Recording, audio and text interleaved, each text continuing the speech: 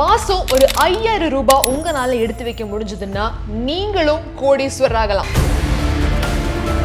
எனக்கு கோடியில சேமிக்கிற அளவுக்கு சேமிப்பே என்னால ஆகாது, எப்படி நான் அத்தனை லட்சத்தையும் கோடியும் சேமிக்கிறதுன்னு தயக்கப்பட்டுக்கிட்டு இருக்கீங்களா? இனிமே அந்த தயக்கம் உங்களுக்கு வேண்டாம். சிறுக சிறுகதான் பெரிய ஒரு அமௌண்ட்டை நம்மளால சேமிக்க முடியும். அப்பேற்பட்ட சிறிய ஒரு தொடக்கத்தை இன்னையிலிருந்து ஆரம்பிங்க.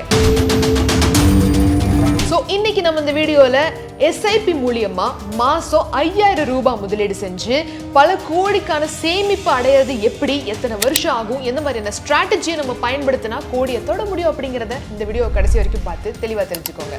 வெல்கம் டு பாஸ் வாலா தமிழ். நான் உங்க மேகலா கண்ணன்.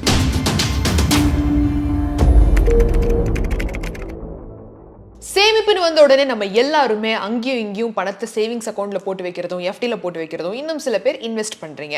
இன்வெஸ்ட் பண்றவங்க கிட்ட ஒரு இது என்னன்னு பாத்தீங்கன்னா, நிறைய இடத்துல பிளைண்டா இன்வெஸ்ட் பண்ணுவாங்க. For the sake of okay நானும் இன்வெஸ்ட்மெண்ட்ல இருக்கேன், ஸ்டாக் மார்க்கெட்ல நானும் இன்வெஸ்ட் பண்ணியிருக்கேன், எஸ்ஐபில நானும் பணத்தை போட்டிருக்கேன் அப்படின்னு சொல்றதுக்கு, அந்த ஒரு ரிட்டர்ன்ஸ் நானும் பெறுவேங்கிற ஒரு நம்பிக்கையில பிளைண்டா இன்வெஸ்ட் பண்றவங்க நிறைய பேர் இருக்கீங்க.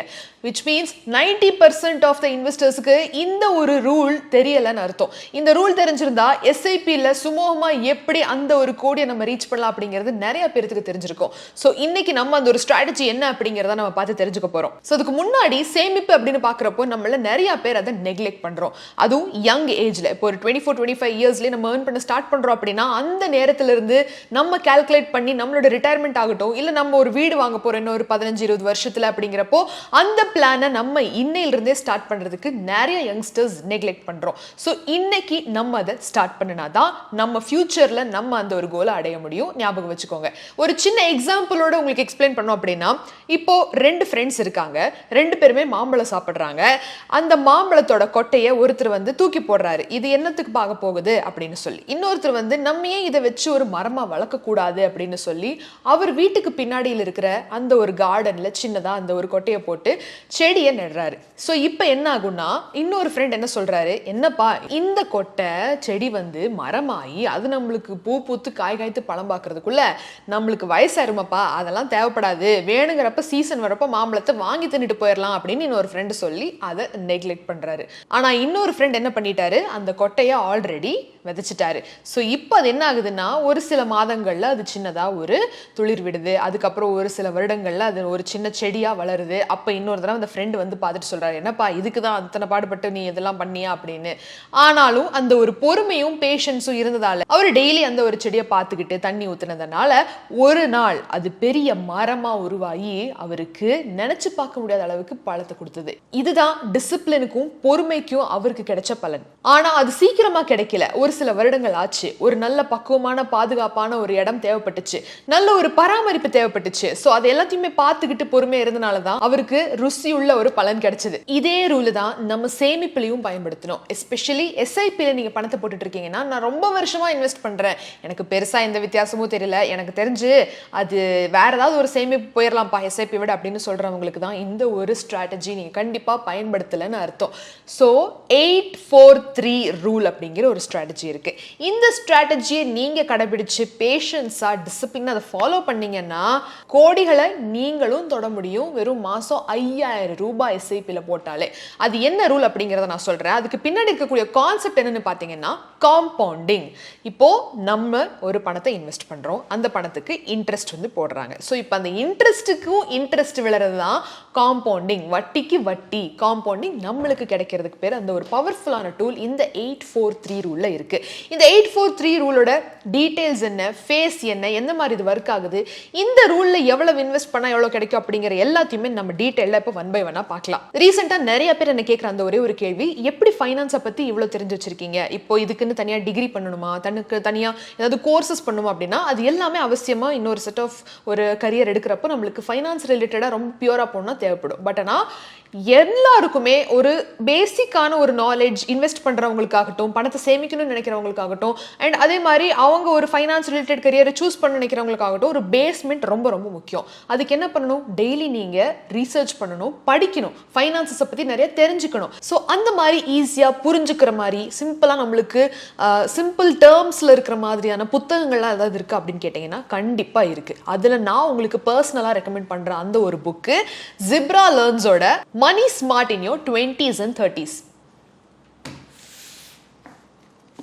இதுதான் அந்த புக். அண்ட் இந்த புக் ஷார்க் டேங்க்ல ஃபீச்சர் ஆயிருக்குன்னா பாருங்க, ரிதேஷ் அகர்வால் கிட்ட இருந்து ஃபண்டுமே ரிசீவ் பண்ணியிருக்காங்க. ஸோ பேசிக்கலி இந்த ஒரு புக் பார்த்தீங்கன்னா ஒரு 20-30 வயசுக்காரங்களாம் இருக்காங்க, ஃபைனான்ஷியல் கோல்ஸ் வந்து பிளான் பண்ணிட்டு இருக்காங்கன்னா அவங்களுக்கு ரொம்ப ரொம்ப கரெக்டான ஒரு புக். எந்த ஒரு இன்வெஸ்ட்மெண்ட்டை நம்ம ஸ்டார்ட் பண்றதுக்கு முன்னாடியும் நம்மளோட இன்கம் எவ்வளோ இருக்கு, நம்மளோட ரெஸ்பான்சிபிலிட்டிஸ் என்ன, எந்த மாதிரியான ரிஸ்க்கை நம்ம எடுக்க தயாரா இருக்கோம் அப்படிங்கிற எல்லாத்தையுமே ஃபர்ஸ்ட் அனலைஸ் பண்றது ரொம்ப ரொம்ப இம்பார்ட்டன்ட். மார்க்கெட்ல எவ்வளவோ இன்வெஸ்ட்மெண்ட் ஆப்ஷன்ஸ் அவைலபிளா இருக்கு, ஆனா அது எல்லாமே நம்மளுக்கு நெசசரி தானா, எல்லாத்துலயும் முதலீடு செய்யறது ஓகே தானா, நம்மளோட இன்கம் எவ்வளவா இருக்கு, நம்ம இந்த டாக்ஸ் ஸ்லாப்ல எல்லாம் வர்றோமா இல்லையா, அதெல்லாம் நம்ம கட்டுறோமா, அண்ட் அதே மாதிரி நம்ம முதலீடு செய்யக்கூடிய இடத்துல அந்த டாக்ஸ் எல்லாம் எப்படி பிடிப்பாங்க அப்படிங்கிற எல்லாத்தையுமே தெரிஞ்சுக்கணும். கரெக்டா? சோ இந்த மாதிரியான விஷயங்களை நம்ம தெரிஞ்சுக்கிறதுக்கு இந்த புக்கோட ஃபர்ஸ்ட் சாப்டர் போனீங்கன்னு வச்சுக்கோங்களேன், லேசி ஃபைனான்ஷியல் பிளான் அப்படின்னு ஒரு லெசன் இருக்கு. ரொம்ப அருமையான சாப்டர். இதுல உங்களுக்கு இன்கம், டாக்ஸஸ், அசெட்ஸ், லயபிலிட்டிஸ்னு இந்த மாதிரியான சின்ன சின்ன பேசிக் விஷயங்கள் எல்லாத்தையுமே நீங்க தெரிஞ்சுக்குவீங்க. உங்களுக்கு ஃபைனான்ஷியல் கோல்ஸ் அடையிறதுக்கு பிளான் பண்றதுக்கு கரெக்டா இருக்கும். அண்ட் இது எல்லாத்தோட முக்கியமா இந்த புக்ல எனக்கு ரொம்ப பிடிச்ச சாப்டர் எதுன்னு பாத்தீங்கன்னா போர்ட்ஃபோலியோ மேனேஜ்மெண்ட். நம்மளோட போர்ட்ஃபோலியோ, ப்ரொஃபைல், இன்வெஸ்ட்மெண்ட் இதை எப்படி நம்ம பேலன்ஸ் பண்றது, எந்த மாதிரி கிளீனா வச்சுக்கிறது அப்படிங்கிற எல்லாத்தையுமே அந்த லெசன்ல நம்ம கத்துக்கலாம். அண்ட் இது எல்லாத்தையுமே நீங்க பேஜ் நம்பர் 394, 396 and 402, 403ல தெரிஞ்சுக்கலாம். சரி, இதெல்லாம் ஓகே. எனக்கு இன்னும் பேசிக்கா இந்த எஃப்டி ஈக்விட்டியை பத்தியே ஒண்ணுமே தெரியலையே, அதெல்லாமே இருக்குமா இதுலன்னு கேட்டா எல்லாமே இருக்கும். சாப்டர் நம்பர் 4 த அசெட் மேஸ். இதுல பாத்தீங்கன்னா உங்களுக்கு எஃப்டி, ஈக்விட்டின்னா என்ன, கோல்டுனா என்ன, எந்த மாதிரி இருக்கும் investment, and real estate, bond, டெட்னு அந்த பேசிக் இன்வெஸ்ட்மெண்ட் ஸ்ட்ராட்டஜிலாம் என்ன அப்படின்னா என்ன, டெர்மினாலஜிஸ் என்ன, அதுக்கு அர்த்தம் என்ன, எப்படி இன்வெஸ்ட் பண்ணலாம் அப்படிங்கிற எல்லா விவரத்தையும் இதுல இருக்கு. சரி, இதெல்லாம் ஓகே, பேசிக்கான ஒரு ஃபைனான்ஷியல் நாலேஜ் நம்மளுக்கு கிடைக்கும் அப்படின்னா இந்த மியூச்சுவல் ஃபண்ட்ஸ், இன்சூரன்ஸ் இதெல்லாம் இருக்கு, அதுவுமே கவர் ஆயிருக்குன்னா அதுவுமே இருக்கு. பேசிக் உங்களுக்கு மியூச்சுவல் ஃபண்ட்ஸ்னா என்ன, எந்த மாதிரி டைப்ஸ் இருக்கு, எந்த கரெக்டான ரைட் ஃபண்டை தேர்ந்தெடுக்கிறது எப்படி, இன்சூரன்ஸ்னா என்ன, எந்த அளவுக்கான பிரீமியம் இருக்கு, எந்த மாதிரியான பிளான்ஸ் இருக்கு, என்ன பெனிஃபிட்ஸ் இருக்கு அப்படிங்கிற எல்லா விவரத்தையும் இந்த புக்ல நீங்க கத்துக்கலாம். அண்ட் ZebraLearn's இந்த money smart in your 20s and 30s book உங்களுக்கு வேணும், இதை படிச்சு நிறைய ஃபைனான்ஷியல் நாலேஜை நீங்களும் கெயின் பண்ணணும்னு நினைச்சீங்கன்னா கண்டிப்பா இந்த புக்கை வாங்கி படிச்சு பாருங்க. இது உங்களுக்கு 20% டிஸ்கவுண்ட்ல கிடைக்கும். பாஸ் 20 அப்படிங்கிற இந்த கூப்பன் கூட நீங்க யூஸ் பண்ணீங்கன்னா டிஸ்கிரிப்ஷன் லிங்க் இருக்கு, இந்த புக்குக்கான விவரத்தை அங்க போய் தெரிஞ்சுக்கோங்க. ஸோ இப்போ நம்ம 843 ரூலோட டீடைல்ஸ் என்ன அப்படிங்கிறத ஃபேஸ் பை ஃபேஸாக நம்ம பார்த்து தெரிஞ்சுக்கலாம். அதுக்கு முன்னாடி ஃபர்ஸ்ட் மியூச்சுவல் ஃபண்ட்ஸ், எஸ்ஐபி அப்படின்னா மியூச்சுவல் ஃபண்ட்ஸ்ல மாசமானா நீங்க ஒரு அமௌண்ட்டை சிஸ்டமேட்டிக் இன்வெஸ்ட்மெண்ட் பிளான் அப்படிங்கிற இதுல மாசமானா உங்களோட இதுல இருந்து டிடெக்ட் ஆகிற மாதிரியான ஒரு சிஸ்டம் தான் அது. ஸோ இது உங்களோட சேமிப்பு இன்வெஸ்ட்மெண்ட். ஸோ இதுல உங்களுக்கு மியூச்சுவல் ஃபண்ட்ஸ்ல மார்க்கெட் லிங்க் ரிஸ்க் அடங்கி இருக்கு. பட் இருந்தாலும் நீங்க ஒரு லாங் டேர்ம்ல பாக்குறப்போ ஆவரேஜா ஒரு 12% ரிட்டர்ன்ஸ் கொடுக்கக்கூடிய ஒரு ஃபண்டை நீங்க வந்து தேர்ந்தெடுக்கிறீங்கன்னு வச்சுக்கலாமே. ஸோ நீங்க அதுல இன்வெஸ்ட் பண்ண ஸ்டார்ட் பண்றீங்க, மாசம் 5000 ரூபாய். இப்போ இந்த ஃபேஸ் வந்து ஸ்டார்ட் ஆகுது. 843. 8 அப்படின்னா என்ன, 8 வருஷம். 8 வருஷம் நீங்க அந்த ஒரு கண்டினியூஸ் இன்வெஸ்ட்மெண்ட்டை நீட்டா டிசிப்ளினா ஃபாலோ பண்ணணும். இந்த 8 வருஷத்துல எந்த விதமான ஏத்து இறக்கம் நடந்தாலும் நீங்க அதை பெருசா கண்டுக்க கூடாது. இங்க தான் நிறைய பேர் தவறு விடுவாங்க. ஒரு வருஷம் 2 வருஷம் போட்டு ஏதாவது 1-2 மார்க்கெட் ஏதாவது மேலே கீழே போச்சு அப்படின்னா அவங்க இம்மிடியட்டா அதை வித்ட்ரா பண்ணிடுவாங்க. அது அதுக்கப்புறம் கண்டினியூ ஆகாது. ஸோ இந்த 8 வருஷம் பெரிய அளவில் உங்களுக்கு டிஃபரன்ஸ் எதுவுமே தெரியலனா கூட அதை கன்சிஸ்டண்டா நீங்க அந்த ஒரு சிஸ்டமேட்டிக் இன்வெஸ்ட்மெண்ட் பிளான் 5000 போட்டுக்கிட்டே வர்றப்போ உங்களுக்கு அந்த 8 வருஷம் ஒரு சாலிட் ஃபவுண்டேஷனை உருவாக்க போகுது அடுத்த அதிரடியான லாபத்துக்கு. அண்ட் அடுத்த 4 வருஷம், ஸோ 8 வருஷம் முடிஞ்சது, எப்படி நீங்க அதை சக்சஸ்ஃபுல்லா முடிச்சிட்டீங்கன்னு வச்சுக்கலாம். அடுத்த 4 வருஷம் உங்க மரம் பூ பூக்க ஆரம்பிக்கும். ஸோ எதுவுமே இல்லை, காஞ்சு போய் கிடைக்கே, நம்மளுக்கு ஏதாவது கிடைக்குமா இதுல இருந்து அப்படின்னு பாக்குறப்போ உங்களோட பணம், உங்களோட இன்வெஸ்ட்மெண்ட்டுக்கு கொஞ்சம் கொஞ்சமா இன்ட்ரெஸ்ட் காம்பவுண்ட் ஆக ஆரம்பிக்கும். பெரிய அளவில் உங்களுக்கு டிஃபரன்ஸ் வந்து தெரிய ஆரம்பிக்கும். அதுதான் அடுத்த 4 வருஷம். 8 வருஷம் எதுவும் நடக்கலன்னு சொல்லிட்டு வித்ட்ரா பண்றவங்களும் நிறைய பேர் இருக்காங்க. ஆனா அது அடுத்த ஃபேஸுக்கு என்ட்ரி ஆகி அந்த ஒரு 4 வருஷத்துல அந்த டிஃபரன்ஸை பார்க்குறவங்க தான் வெற்றி அடைகிறாங்க, ஸ்மார்ட்டான இன்வெஸ்ட்மெண்ட்ல ப்ராஃபிட் அடைகிறாங்க.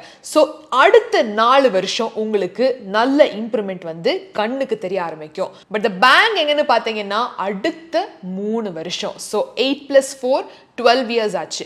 அடுத்த 3 வருஷம் தான் உங்களோட இம்பார்ட்டன்டான ஒரு காம்பவுண்டிங் செக்டரை அடங்கி இருக்கு. அதுதான் face number 3 for 3 years.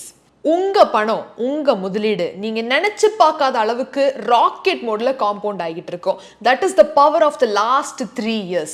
And இதுல விட பவர்ஃபுல்லான இன்னொரு விஷயம், இதை அப்படியே நீங்க விட்டீங்கன்னா, இந்த 15 years ஆஃப் இன்வெஸ்ட்மெண்ட்டை அப்படியே நீங்க விட்டீங்கன்னா, it's going to make wonders, miracle. அதுதான் நான் சொல்ல வரேன். 15 yearsல இந்த ஒரு ஃபேஸை நீங்க கடந்து வர்றப்போ, the investment, the compounding works like this: 8, 4, 3. உங்களுக்கு இப்போ ஒரு தியோரட்டிக்கலான ஒரு ஐடியா வந்திருக்கும். இப்போ உங்களுக்கு நான் நம்பர்ஸ்ல காமிக்கிறேன் எந்த மாதிரியான டிஃபரன்ஸ் ஏற்பட போகுது அப்படின்னு. ஸோ ஃபர்ஸ்ட் இயர் நீங்க 60,000 ரூபாய், அதாவது மாசம் 5,000னா ஃபர்ஸ்ட் இயர்ல 60,000 ரூபாய் டோட்டல் இன்வெஸ்ட்மெண்ட் வந்திருக்கும். ஆனா அதுக்கு உங்களுக்கு கிடைக்கக்கூடிய ரிட்டர்ன்ஸ் எவ்வளோன்னு பார்த்தீங்கன்னா 7,200 வச்சுக்கலாம். ஒரு 12% ரிட்டர்ன்ஸ், ஆவரேஜ் ரிட்டர்ன்ஸ் போட்டோம்னா 7.2K வந்து ஏர்ன் பண்ணியிருப்பீங்க. 60,000க்கு 67,000 வந்திருக்குன்னு வச்சுக்குவோம். அதுவே 8 வருஷம் முடிவடைவில் நீங்க மொத்தமா 4,80,000 ரூபாய் இன்வெஸ்ட் பண்ணி இருப்பீங்க. அந்த 4,80,000 ரூபாய்க்கு நீங்க அக்யூமுலேட் பண்ணிருக்கக்கூடிய ரிட்டர்ன்ஸ் எவ்வளவுன்னு பாத்தீங்கன்னா 3,05,120 ரூபாயா இருக்கும். என்னடா 5 லட்சத்துக்கு மேல இன்வெஸ்ட் பண்ணிருக்கேன், அடுத்த வெறும் 3 லட்சம் தான் நான் என்னோட ரிட்டர்ன்ஸ் அப்படின்னு நீங்க நினைக்கலாம். இந்த இடத்துல தான் நிறைய பேர் பிரேக் டவுன் ஆவாங்க. சோ இங்க நீங்க கவனிக்க வேண்டிய விஷயம் என்னன்னு பாத்தீங்கன்னா, அடுத்த 4 வருஷத்துல எந்த மாதிரி இந்த 3 லட்சம் ரூபாய்க்கான ரிட்டர்ன்ஸ் ஏறுதுன்னு மட்டும் பாருங்க. அடுத்த ஃபேஸ் முதல் வருஷம், which is 9th year. உங்களோட 4 வருஷத்துல ஃபர்ஸ்ட் இயர், அடுத்தது 9th இயர்ல நீங்க மொத்தமா இன்வெஸ்ட் பண்ணிருக்கக்கூடிய அமௌண்ட் 5,40,000 இருக்கும். அந்த 3 லட்சம் ரூபாய்க்கான ரிட்டர்ன்ஸ் அக்யூமுலேட் ஆயிருக்குன்னு நான் 8 வருஷம் முடிவுடையில சொல்லியிருந்தேன் இல்லையா? அது இப்போ 9வது வருஷத்துல 4,03,167 ரூபாய் ஆயிருக்கும். இது செகண்ட் ஃபேஸோட ஃபர்ஸ்ட் இயர்ல. இதுவே செகண்ட் ஃபேஸோட அந்த 4 வருஷ ஃபேஸ் இருக்கு இல்லையா, அந்த 4வது வருஷம் which is 12th year of your investment எப்படி இருக்குன்னு பாத்தீங்கன்னா, மொத்தமா நீங்க 12 வருஷத்துல 7,20,000 முதலீடு செஞ்சிருப்பீங்க. அதுல உங்களுக்கு டோட்டல் அக்யூமுலேட்டட் ரிட்டர்ன்ஸா 8,20,000 ரூபாய் கிட்ட வந்திருக்கும். நம்ம வந்து 8வது வருஷத்துல என்ன பார்த்தோம், 4 லட்ச ரூபாய் இன்வெஸ்ட் பண்ணி 3 லட்ச ரூபாய் வந்து கிட்டத்தட்ட 5 லட்ச ரூபாய் இன்வெஸ்ட் பண்ணி 3 லட்ச ரூபாய் கிட்ட நம்ம ரிட்டர்ன்ஸ் வந்து பார்த்தோம் இல்லையா? இப்போ 12வது வருஷத்துல 7,20,000 ரூபாய் இன்வெஸ்ட் பண்ணி நம்மளோட ரிட்டர்ன்ஸ் மட்டும் பாத்தீங்கன்னா 8,20,000 இருக்கு. அண்ட் இது கிடையாது, the real magic lies in the next phase. அது எப்படின்னு சொல்றேன் தெளிவா கேளுங்க. சோ 13, 14, 15 3 வருஷம் இருக்கு இல்லையா, அந்த 3 இயர் ஃபேஸ், 3 இயர் ஃபேஸ் சொல்லியிருந்தேன் இல்லையா? அதுல 13வது வருஷம் என்னன்னு பாத்தீங்கன்னா, நீங்க மொத்தமா முதலீடு செஞ்சிருக்கக்கூடிய பணம் 7,80,000 இருக்கும். உங்களுக்கு கிடைக்கக்கூடிய ரிட்டர்ன்ஸ் மட்டும் பாத்தீங்கன்னா 10,09,168 ரூபாய் இருக்கும். அண்ட் 14வது வருஷம் 14th இயர் 8,40,000 ரூபாய் நீங்க இன்வெஸ்ட் பண்ணியிருந்திருப்பீங்க. அதுக்கு உங்களுக்கு கிடைக்கிற ரிட்டர்ன்ஸ் 12,27,700 ரூபாய் கிட்ட. 15வது வருஷம் we are in the final phase, in the final year of the investment. எப்படின்னு பாத்தீங்கன்னா, மொத்தமா 15 வருஷத்துல நீங்க மாசம் 5,000 ரூபாயா எடுத்து வச்சு SIPல போட்டு 9 லட்சம் ரூபாய் நீங்க இன்வெஸ்ட் பண்ணிருப்பீங்க. அதுக்கு உங்களுக்கு கிடைக்கக்கூடிய ரிட்டர்ன்ஸ் மட்டும் பாத்தீங்கன்னா 14,79,657 ரூபாய், which is like 44.5% ரிட்டர்ன்ஸ் 15 வருஷத்துல. அண்ட் இதை அப்படியே நீங்க தொடாம அடுத்த ஒரு நெக்ஸ்ட் ஃபேஸ் ஆஃப் 843க்கு விட்டீங்க அப்படின்னா கோடியை உங்களால் அச்சீவ் பண்ண முடியும். 9 லட்சம் ரூபாய் இன்வெஸ்ட் பண்ணி 14 லட்சம் ரூபாய் ரிட்டர்ன்ஸ் பெற முடியுது அப்படிங்கிறப்போ, அண்ட் இதை அப்படியே காம்பவுண்ட் ஆக விட்டீங்கன்னா நீங்க தான் கோடீஸ்வர். அது எந்த அளவுக்கு அப்படிங்கிறத கிளியரா சொல்றேன் கேளுங்க. 28 வருஷம், அடுத்த ஒரு 12-13 வருஷத்துக்கு இந்த பணம் அப்படியே நீங்க வந்து 2 ஃபேஸை நீங்க வந்து உருவாக்கிக்கலாம். ஒன்று 8+4 வச்சுக்கலாமே. 8+4 ஆஃப்டர் 15 இயர்ஸ் திருப்பி ஒரு 8 திருப்பி ஒரு 4 வச்சிருந்தீங்க அப்படின்னா எந்த மாதிரி ஆகும்னா உங்களோட அமௌண்ட் அது அந்த ஃபேஸ் மாதிரி திருப்பி டவுன் ஆயிராது. இது வேற ஒரு கால்குலேஷன். எப்படின்னா, நீங்க மொத்தமா 28 வருஷத்துல 16,80,000 சேமிப்பு மட்டும், அதாவது இன்வெஸ்ட்மெண்ட் மட்டும் பண்ணியிருப்பீங்க.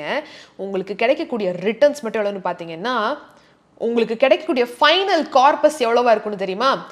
1,05,00,000 ரூபாயா இருக்கும். ஸோ இதுதான் பவர் ஆஃப் காம்பவுண்டிங். இப்போ இதே 28 வருஷம் என்ன, நான் அடுத்தது ஒரு 33 வருஷம் எக்ஸ்ட்ரா ஒரு 5 இயர்ஸ் நான் சேர்ந்து வச்சிருக்கேனே அப்படின்னா மொத்தமாக நீங்கள் இன்வெஸ்ட் பண்ணிருக்கூடிய அமௌண்ட்டு 19,80,000 ரூபா.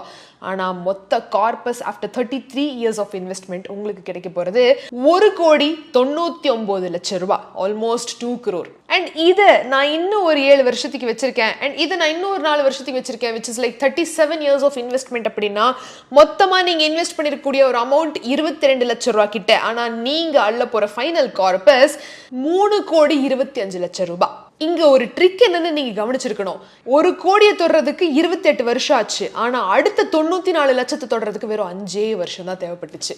ஸோ இதுதான் power of compounding, discipline, patience. So இதில் இருக்கிற அட்வான்டேஜ் என்னன்னு பார்த்தீங்கன்னா, ஒரு லாங் டேர்ம் கோலை ஒரு ஸ்டாக்னண்ட்டாக ஸ்டேபிளான ஒரு இன்வெஸ்ட்மெண்ட்டில் நீங்கள் வந்து உருவாக்கிக்கலாம் மிகப்பெரிய அளவில். ஆனால் டிஸ்அட்வான்டேஜ் என்னன்னு பார்த்தீங்கன்னா கமிட்மெண்ட். இந்த கமிட்மெண்ட் இப்போ டிஸ்அட்வான்டேஜாக மாறிடுச்சு இந்த ஒரு லைஃப் ஸ்டைல் இந்த ஜென்ரேஷனில். ஸோ ஒரு சின்சியரான கமிட்மெண்ட் இதுக்கு கண்டிப்பாக தேவைப்படும். விச் இஸ் லைக் 20-30 இயர்ஸ் அப்படின்னா யோசிச்சு பாருங்க. அந்த அத்தனை வருஷத்துக்கும் மாதம் 5000 ரூபாய்க்கான ஸ்டேபிள் இன்வெஸ்ட்மெண்ட்டை நீங்கள் பண்ணி தான் ஆகணும் இந்த ஒரு கோல் அச்சீவ் பண்ணுறதுக்கு. ஸோ இன்னைக்கு நம்ம இந்த வீடியோவில் இந்த எஸ்ஐபியில் மாதம் 5000 ரூபாயை பயன்படுத்தி எப்படி நம்ம வந்து பல லட்சங்களையும் கோடியும் சந்திக்கிறது அப்படிங்கிறத நம்ம வந்து பார்த்தோம். அண்ட் அதோட சேர்த்து முக்கியமாக பேசிக்காக உங்களோட ஃபைனான்ஸ் நாலேஜை வந்து இம்ப்ரூவ் பண்ணிக்கிறதுக்கும், பேசிக்காக ஃபைனான்ஷியல் பிளானிங்காக உங்கள் இன்வெஸ்ட்மெண்ட்காக சில நாலேஜ் கெயின் பண்ணிக்கிறதுக்கும் புத்தகங்களை படிங்க அப்படிங்கிற அந்த ஒரு பகுதியும் நம்ம வந்து பார்த்தோம். உங்களுக்கு அந்த புக் வேணும் அப்படின்னா டிஸ்கிரிப்ஷனில் லிங்க் இருக்குது, செக் பண்ணி பாருங்க.